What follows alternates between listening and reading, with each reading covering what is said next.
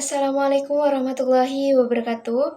Yang saya takdimi Al-Mukarram Kiai Haji Muhammad Hasan Mutawakil Allah SHMM selaku pengasuh Pondok Pesantren Zainul Hasan Genggong, dan kepada Bapak Rektor yakni Bapak Abdul Aziz Wahab BAMAG, dan tak lupa juga kepada Ibu Kaprodi yakni Ibu Zaidah Isusomabila, serta dosen pembimbing kami yakni Ibu Nurhayati MM dan teman-teman sekalian. Puji syukur kepada Allah SWT sudah memberikan kita nikmat dan kesempatan untuk presentasi pada kali ini. Untuk mengefisienkan waktu, izinkan kami memperkenalkan diri kami terlebih dahulu. Perkenalkan, saya Hamid Regina Hafid sebagai moderator. Tentu saya juga ditemani oleh rekan saya, yakni Halimatus Sya'diyah, dengan judul makalah tentang peran manajemen dalam pengelolaan organisasi, di mana manajemen yang baik itu kunci suksesnya adalah organisasi. Biar semuanya berjalan lancar, ada 4 hal utama yang harus dilakukan. Yang pertama ada merencanakan tujuan, kedua mengatur sumber daya, ketiga ada pemimpin tim, dan mengontrol hasilnya.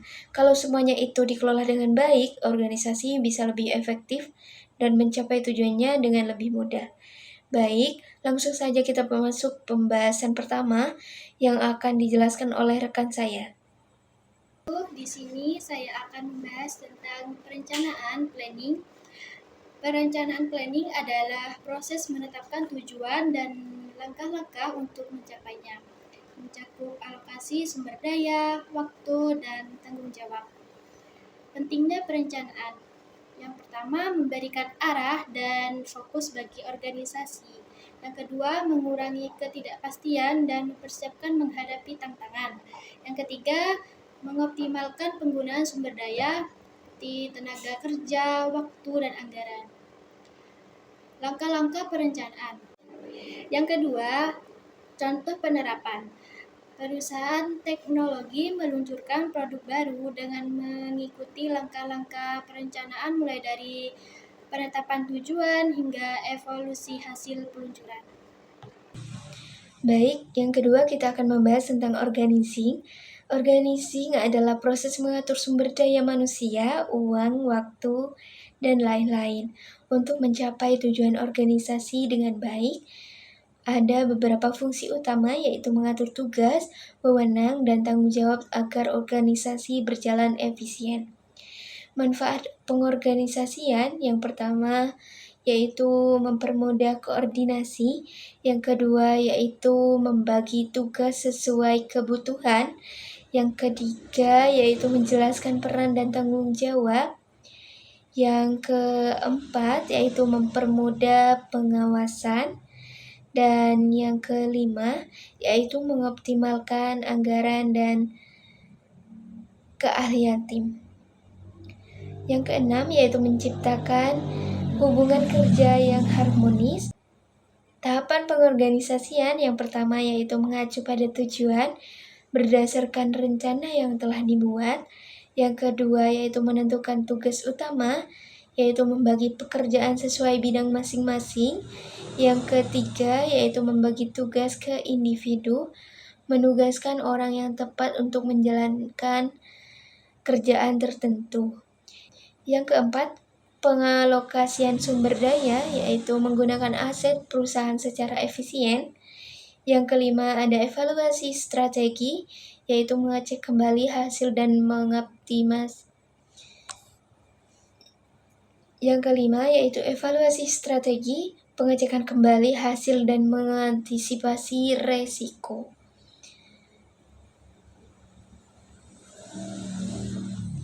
Nah, contoh organisasi di masyarakat yang pertama ada LSM, yaitu menangani masalah sosial dan kemanusiaan, dan ada BKK, yaitu menyediakan lowongan pekerjaan bagi lulusan sekolah, dan yayasan, yaitu organisasi untuk kepentingan sosial, dan YKL, lembaga yang fokus pada lingkungan hidup, dan BPD, yaitu menampung aspirasi masyarakat ke kepala desa.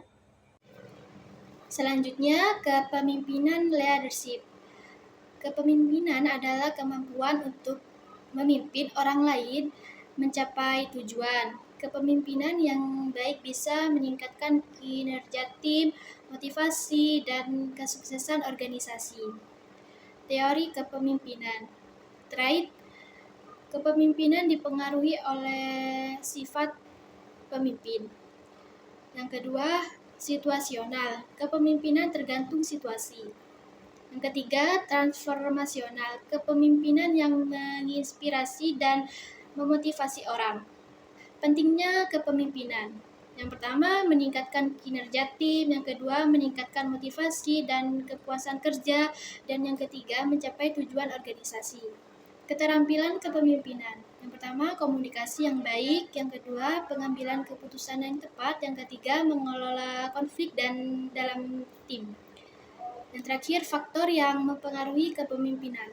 Yang pertama, internal. Kepribadian, keterampilan, dan nilai pemimpin. Yang kedua, eksternal, lingkungan, ekonomi, dan kebijakan. Dan yang terakhir, sosial. Budaya, organisasi, dan komunikasi dalam tim. Terima kasih. Baik, memasuki pembahasan keempat yaitu pengendalian atau controlling. Yaitu pengendalian adalah proses memastikan kegiatan organisasi sesuai rencana dengan cara memantau, mengevaluasi, dan memperbaiki jika ada penyimpangan. Nah, tujuannya itu yang pertama, memastikan sesuai rencana. Yang kedua, yaitu meningkatkan efisien dan efektivitas. Yang ketiga, yaitu mengurangi resiko dan kesalahan. Dan yang keempat, yaitu membantu pengambilan keputusan. Dan yang kelima, yaitu meningkatkan tanggung jawab akuntabilitas. Proses pengendalian yang pertama yaitu tetapkan standar kinerja. Yang kedua, ukur kinerja secara berkala. Yang ketiga, yaitu membandingkan hasil dengan standar. Yang keempat, lakukan perbaikan jika ada kesalahan. Manfaatnya yaitu menilai pencapaian target. Yang kedua yaitu mengatasi penyimpangan. Dan yang ketiga yaitu memperbaiki solusi untuk masalah. Nah, ini ada contoh dalam evaluasi bulanan. Yang pertama, pantauan kinerja proyek. Dan yang kedua, identifikasi masalah atau penyimpangan. Dan yang ketiga, yaitu ambil tindakan perbaikan. Dan yang keempat, yaitu berikan laporan atau umpan balik. Dengan pengendalian, organisasi bisa tetap berjalan sesuai rencana. Baik, untuk kesimpulan akan dibahas oleh Halimatus Syariah.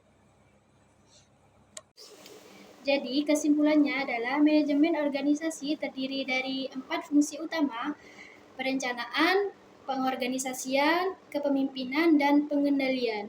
Perencanaan membantu menetapkan tujuan, dan pengorganisasian memastikan sumber daya dikelola dengan baik. Kepemimpinan memotivasi anggota tim, dan pengendalian memastikan jalannya rencana sesuai tujuan. Keberhasilan organisasi bergantung pada bagaimana fungsi-fungsi ini dijalankan secara efektif untuk menghadapi tantangan dan memanfaatkan peluang.